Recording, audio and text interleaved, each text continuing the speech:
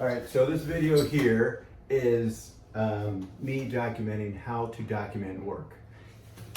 Meaning that when you're at home and you don't have a professional studio to document your work with, what can you do? Here's what you can do. In your 3D kit, you do have foam core. This is a 20 by 30 inch piece of foam core, and you have two pieces. So the first two projects you're going to document with these two pieces. The third project you're actually going to make with these pieces.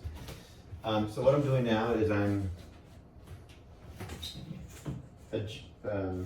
setting this or resting this against the wall, and then I have my sculpture down here. Now, again, your sculpture is going to be a little more elaborate than this. This is just possibly first round.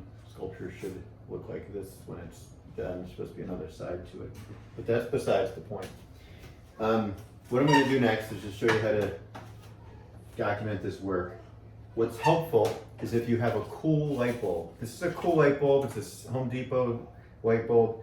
It's a floodlight. A floodlight floods the surface with light, hence floodlight. Not a spotlight. A spotlight's going to have a hot spot. You don't want to do that. And it's a cool light.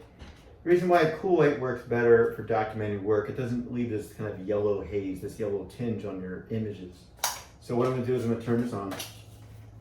And when you're documenting, it would be helpful if you had someone helping you, someone to hold the light, almost like you're filming a movie and you need someone to hold the light above the actor that's working. So as you can see, I'm holding the light directly above the sculpture, and I am also angling the light towards the viewer. The reason I'm doing that is because if you look back here, it's a darker value than the sculpture itself, and it creates contrast. So if I were to do this, it kind of washes out. The light value of that washes out or blends into the background. So if you angle it a little bit, and sometimes you can move it up, the light up, or down. If you move down too much, sometimes it becomes too light of a value. So you'll find that kind of magic spot.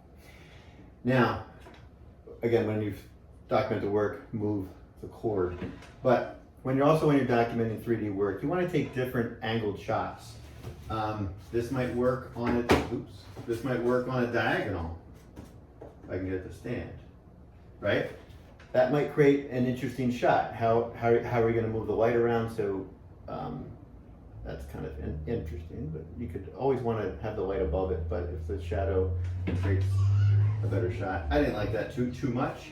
You could also go upside down and see what kind of shadows that creates. Move it up to see, so you can see the top portion, so it becomes dark. Angle the light towards the viewer, so it becomes dark in the background. I'm doing this in reverse watching myself, so it's not easy. I believe that's the best shot right there. But I did like it the way I had it originally, and I would photograph it just like so.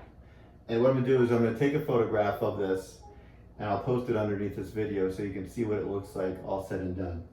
Again, to review, foam core, object, movable light source. Even if you have this is a quick, easy Home Depot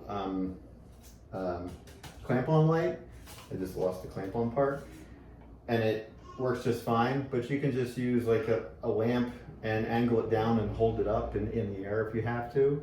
But I do recommend getting a cool light. And it's also, these lights are great for, I have my working space in this area here. They're great for working on your projects because you need a lot of light to see what you're doing. Okay. Email me if you have any questions.